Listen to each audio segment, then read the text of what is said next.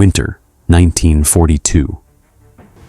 The German Sixth Army, the pride of the Wehrmacht, believed they were on the verge of final victory in their brutal conquest of Stalingrad. But in just 4 days, that victory would turn into the greatest single defeat in German military history. How did 250,000 of the world's most professional soldiers go from conquerors to captives, starving, freezing, and completely surrounded? The answer begins not in the hellish streets of Stalingrad, but on the vast, silent, and frozen plains far beyond them. While the Germans bled themselves white in the city, the Soviet Marshal Georgy Zhukov was orchestrating a masterstroke. In absolute secrecy, he gathered a force of almost unimaginable scale, over 1 million fresh soldiers, 1,500 tanks, and thousands of artillery pieces. A Soviet soldier later recalled, "We marched in the dark, whispering. We knew something enormous was coming. This was Operation Uranus. Its goal was not to reinforce the city. Its goal was to surround it, to trap the entire German army inside it. This success depended on the uniquely Russian military doctrine known as masterstroke, the art of total deception.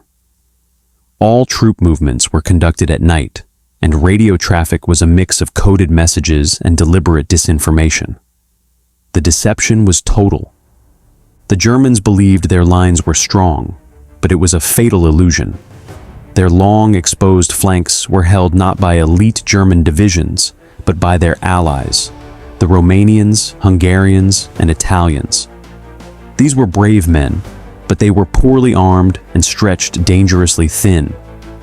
The Romanian armies, in particular, were a disaster waiting to happen, equipped with obsolete anti-tank guns that were useless against the Soviet T-34. As one Romanian officer wrote in his diary, "We have only old guns against their tanks. It will be slaughter." The German high command knew their flanks were vulnerable, but a fatal arrogance blinded them. They believed the Red Army was too broken, too exhausted to launch a major strike. Could these thin, frozen lines really stop a Soviet storm? On November 19th, 1942, the northern pincer struck. A blinding blizzard covered the battlefield. Suddenly, thousands of Soviet guns opened fire in a deafening barrage that vaporized the frontline defenses. Then, out of the snow, came the T-34 tanks, an unstoppable river of steel. The Romanian Third Army collapsed in a matter of hours. Men ran in panic as their shells bounced harmlessly off the Soviet armor. The very next day, the southern pincer smashed into the 4th Romanian Army with the same result. The defenses shattered. The wide, frozen plains, once a barrier, now became highways for Soviet tanks, racing west, racing to slam the door shut. The sheer chaos of the Romanian collapse was terrifying. Soviet T-34 tanks appeared like ghosts out of the blizzard, driving right over trenches and gun positions. The Romanian command structure disintegrated. For the soldiers on the ground, it was a complete rout. They abandoned their heavy equipment and fled west across the open, freezing steppe, hunted down by Soviet cavalry and low-flying aircraft. This was not a tactical retreat. It was the total disintegration of 2 entire armies. The hole torn in the German front was now hundreds of kilometers wide, an open wound into which the Soviets poured their armored reserves. Inside Stalingrad, the confused reports of a minor attack quickly turned into a torrent of disaster. General Friedrich Paulus, the commander of the Sixth Army, finally understood the mortal danger he was in. He begged Hitler for permission to break out immediately, before the trap was fully closed. But Hitler's answer, from his safe headquarters hundreds of miles away, was a fantasy born of madness. He ordered, "The Sixth Army will stand and fight where it is. It will be supplied by air." But could the Luftwaffe really feed 250,000 men in the middle of a Russian winter?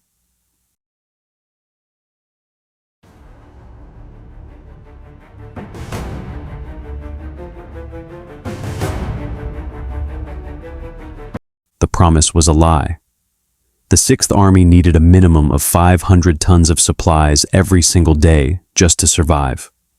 The Luftwaffe, battling the Russian winter and the resurgent Soviet Air Force, would be lucky to deliver 100. Hunger set in almost immediately. Soldiers ate their horses, then the rats, then boiled the leather from their belts. As one soldier wrote in his diary, "We are freezing, we are starving.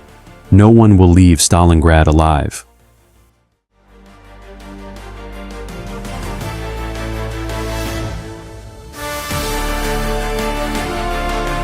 The decision to stand fast was met with disbelief and despair among the Sixth Army's command staff. They knew the airlift was a logistical impossibility. They knew that staying put meant a slow, agonizing death.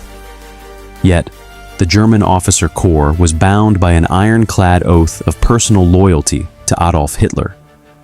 To disobey a direct order from the Führer was unthinkable. Trapped between a suicidal order from their leader and a rapidly closing ring of Soviet steel, Paulus and his generals chose obedience. It was a decision that would doom their army and turn a military crisis into one of history's greatest human tragedies.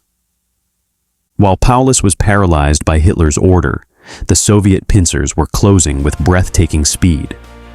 The southern pincer, having smashed the 4th Romanian Army, now raced towards its objective, the town of Kalach and its vital bridges over the Don River. The capture of this town was the key to the entire operation. On November 22nd, in a legendary feat of daring, the Soviet 26th Tank Corps advanced on the main bridge at Kalach at night with their headlights on. The German defenders, confused and expecting reinforcements, mistook the T-34s for their own panzers and allowed them to cross without a fight. They seized the bridge intact, a spectacular failure of German security that sealed the Sixth Army's fate.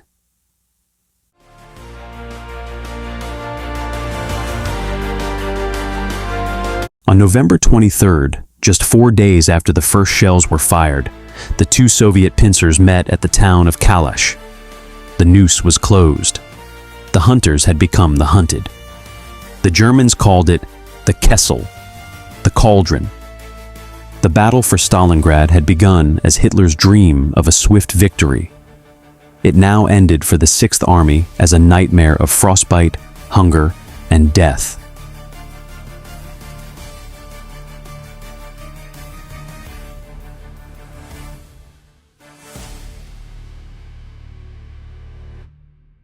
Their obsession with the Rats' war had blinded them to the real danger gathering on the plains.